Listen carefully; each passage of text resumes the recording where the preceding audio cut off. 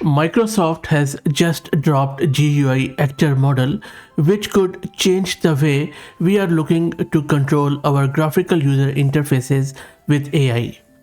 This is Fahad Mirza and I welcome you to the channel. In this video, we are going to install this GUI actor on our local system and we are going to test it out on few of the use cases.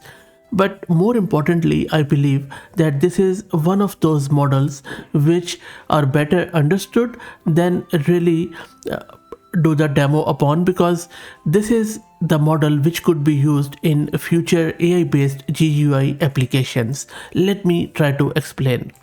Now, if you look at this screen, this primarily on the left hand side is showing you performance versus training data scale on Screen Spot Pro. But I guess the more interesting screen is the right one, where it shows you the action attention of this model. GUI actor grounds target elements by attending to the most relevant visual regions. Let me try to simplify it further by showing you this architectural diagram. So GUI actor is a vision language model designed to solve visual grounding challenges in GUI automation by eliminating the need for coordinate-based predictions. Now, why this is a game changer? Unlike traditional approaches that generate precise screen coordinates as text tokens, like something on x-axis, something on y-axis, this GUI actor introduces a coordinate-free method that more closely mimics human interaction with digital interfaces, and that is what makes it so game-changing stuff. The model addresses three key limitations of coordinate-based methods. First, weak spatial semantic alignment due to lack of explicit spatial supervision. Secondly, inability to handle ambiguous targets where single point predictions penalize valid variations, and a fundamental mismatch between dense coordinate spaces and the coarse patch level granularity of vision transformer. So the whole architecture, if you look closely, centers around an attention-based action head that learns to align a dedicated token with relevant visual patch tokens extracted by the vision backbone. This design enables the model to propose multiple candidate actions regions simultaneously in a single forward pass.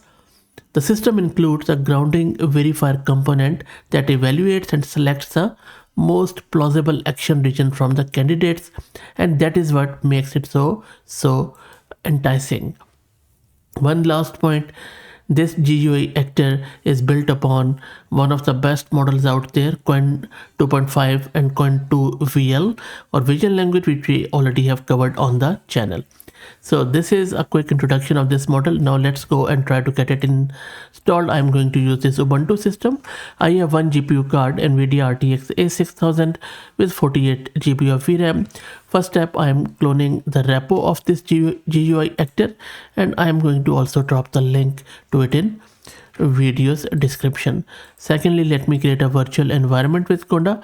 Make sure if you're following along you use Python 3.10. If you're also looking to rent a GPU or VM on very affordable prices, you can find the link to Massed Compute in video's description with a discount coupon code of 50% for a range of GPUs, just like I am doing. So my virtual environment is almost there. And now let me install some of the prerequisites, which include PyTorch, Torch-Vision and stuff. And while that happens, let me also introduce you to the sponsors of the video, who are Camel AI. Camel is an open source community focused on building multi-agent infrastructures for finding the scaling laws with applications in data generation, task automation, and world simulation.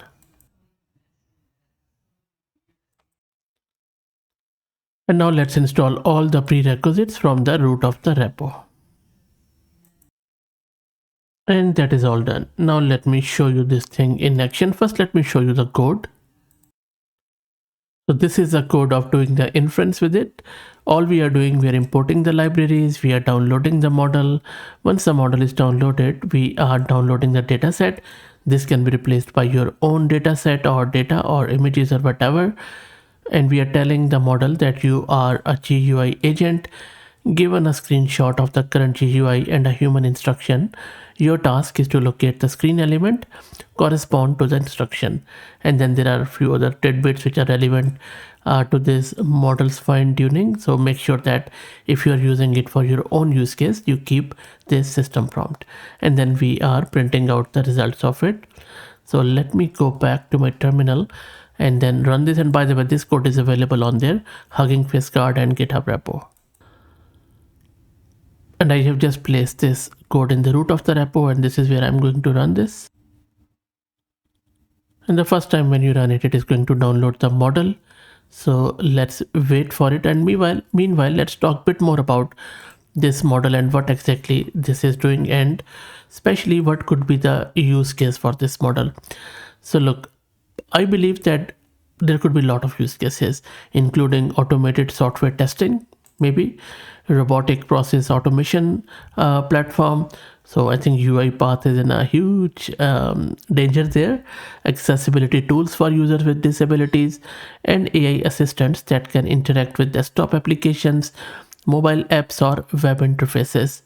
The model's ability to generalize across different screen resolutions and UI layouts makes it particularly valuable for cross-platform automation tasks and scenarios where precise coordinate mapping would be brittle or impractical. And that is what makes this model a lot better than the rest of it. And I have been covering these GUI actors agents for a long time. You see that we have this agent CPM, we had that world model around OS Genesis, and a lot of other I have covered over the course of last couple of years. So if you're interested, just search my channel and you should be able to find heaps of them, not only models but also how they have been used in various tooling. Okay, so let's go back and check what is happening. The model is almost downloaded. And there you go, just a sample value from that data set. It has selected one screenshot, and the instruction was to close the window, and it has given us a ground truth action on these specific coordinates, and this was the predicted click point. And of course, when you develop a GUI which haven't been released by Microsoft yet, you can also even see it as I have done in other videos. But the point is that you can very easily implement and include this model in your own applications, which is quite good, and you really don't have to worry about adjusting your coordinates. That is what makes it so valuable. So that's it. Let me know what do you think about GUI Actor, and I'm very keen and curious to know if any one of you is actually using these sort of GUI actors powered by AI in your applications, and what is the use case. Please put it in the comments. Please like and share the video, and if you haven't already subscribed, please do so, as it helps a lot. Thank you for watching.